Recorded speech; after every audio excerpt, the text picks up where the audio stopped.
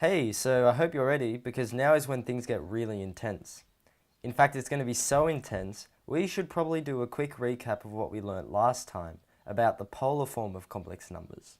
So what we found out was that instead of writing a complex number in its Cartesian form of a plus bi, we can put it in terms of the distance that it makes with the origin, which we call the modulus, or r, and the angle that it makes with the real axis, which we call the argument, or theta. Now we call this form of a complex number its polar form, but more importantly we found an equation relating these two forms, which was a plus bi is equal to r times in brackets cosine theta plus I sine of theta, or r cis theta for short. This enables us to convert backwards and forwards between these two forms. So let's do an example to refresh our memory. Let's change the negative square root of 3 plus I into polar form. So first we have to plot our complex number, the negative square root of 3 plus I, in the complex plane like so. Then we add in and label its argument and modulus, like this. Now notice that here we have our triangle, which is what we used last time to do all of our calculations. So let's go ahead and draw it out separately. Now we can find the modulus straight away using the Pythagoras theorem. So we get that r squared is equal to 1 squared plus the square root of 3 squared, and now this is just 4, so we get r is equal to 2. The argument in this case is a bit trickier, but since this here is a straight line, if we can find this angle here, then we can just subtract it from 180 degrees, and that will give us our theta. So let's call this new angle something else. Let's call it alpha. Now recall that tan is equal to opposite over adjacent.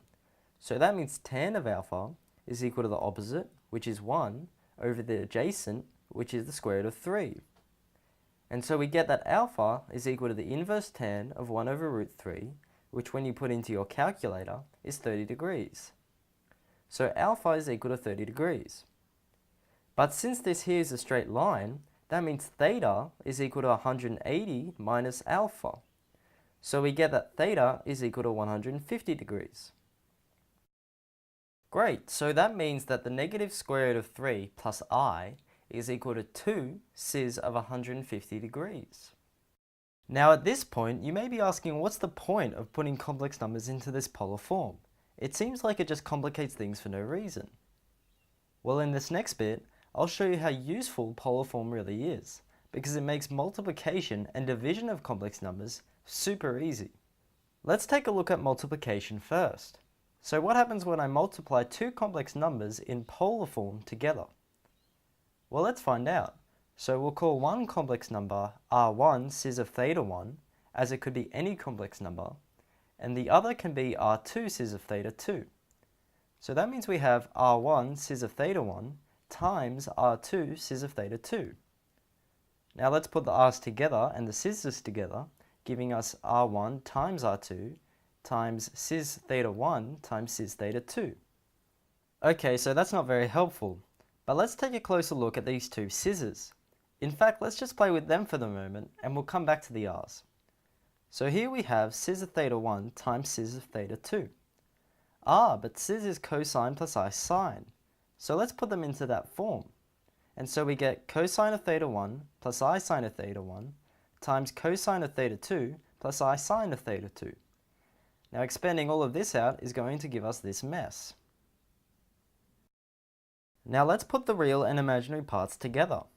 And so we'll get cosine theta 1 times cosine theta 2 minus sine theta 1 times sine theta 2 plus I times in brackets sine theta 1 cosine of theta 2 plus sine theta 2 times cosine theta 1. Hang on a minute, this looks familiar. This is actually the double angle formulae for sine and cosine. So if you're not sure what I'm talking about, it's these rules. Great, so that means cis of theta 1 times cis of theta 2 is equal to cosine of theta 1 plus theta 2 plus I times the sine of theta 1 plus theta 2. And this simplifies nicely into cis of theta 1 plus theta 2. Now that's really neat. And coming back to our original equation up here, this means that r1 times cis of theta 1 times R2 times cis of theta 2 is equal to R1 times R2 times cis of theta 1 times cis of theta 2, but this is cis of theta 1 plus theta 2. So we get R1 times R2 cis of theta 1 plus theta 2. Or in other words, if you want to multiply any two complex numbers in polar form, all you have to do is multiply their moduluses and add up their arguments. Not to mention that you can use this rule when multiplying as many complex numbers as you want. So if you have the product of several complex numbers and some more paper, so we have the product of several complex numbers in polar form, which we'll call R1 cis of theta 1 and R2 cis of theta 2, and all the way up to Rn cis of theta n. And now we simply multiply their moduluses, so that's all the r's, and then we add up all of their arguments, which are all the thetas. Now you gotta admit, that's a lot easier than having to multiply, expand, and collect all of the terms that you would have to do if you tried doing this with complex numbers in Cartesian form.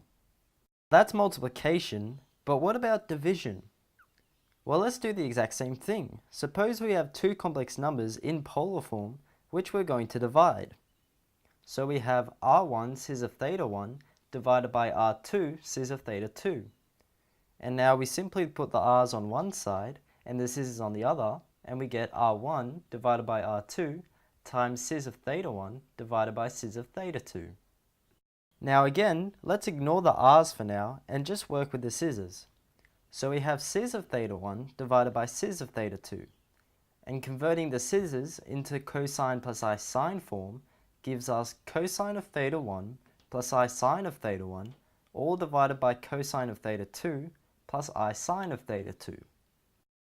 Okay, so now what? Well, remember what we used to do for dividing complex numbers? We multiply the top and the bottom by the conjugate of the bottom. But what is the conjugate of the bottom? Well, the conjugate is always the same as the original, except the imaginary part is negative. So for cosine theta 2 plus I sine of theta 2, the conjugate is going to be cosine of theta 2 minus I sine of theta 2. So let's multiply the top and the bottom by that, and we'll get cosine of theta 1 plus I sine of theta 1 times cosine of theta 2 minus I sine of theta 2, all divided by cosine of theta 2 plus I sine of theta 2 times cosine of theta 2 minus I sine of theta 2. Now unfortunately we have to expand everything now, so I'm just going to do that quickly and hopefully it will all fit on the page. Try and keep up with me if you can, but otherwise just trust me, this is what you get. Now as expected, on the bottom here the two imaginary parts are going to cancel out, since we multiplied by the conjugate. But notice that now all we have is cosine of theta 2 squared plus sine of theta 2 squared. But cosine of theta squared plus sine of theta squared is always equal to 1. So that means our denominator is simply 1, and so basically it goes away. And now if I look at the top, let's put the real and imaginary parts together, and so we'll get cosine of theta 1 times cosine theta 2 plus sine of theta 1 times sine of theta 2 plus I times in brackets sine of theta 1 cosine theta 2 minus sine theta 2 cosine of theta 1. And again, this looks familiar. It's actually the same as these rules, except for when you take the cosine and sine of theta 1 minus theta 2, instead of theta 1 plus theta 2. So we get cosine of theta 1 minus theta 2 plus I sine of theta 1 minus theta 2. Or in other words, the cis of theta 1 minus theta 2. And we need some more paper. Now plugging this back into our equation up here, we get R1 times cis of theta 1 divided by R2 cis of theta 2 is equal to R1 divided by R2 times cis of theta 1 minus theta 2. Or in other words, when you divide two complex numbers in polar form, all you have to do is divide their moduluses and subtract their arguments. Oh well, of course, that makes perfect sense. I mean, if multiplication meant we had to add the arguments, then of course division means we have to subtract them. Awesome, so that's it for now. I hope you guys can follow the math. It's definitely not easy. But next time we'll be looking at probably the most useful thing about polar form. It's called de Moivre's theorem, and we can use it to find the square root, cube root, and literally any root of any complex number. See ya!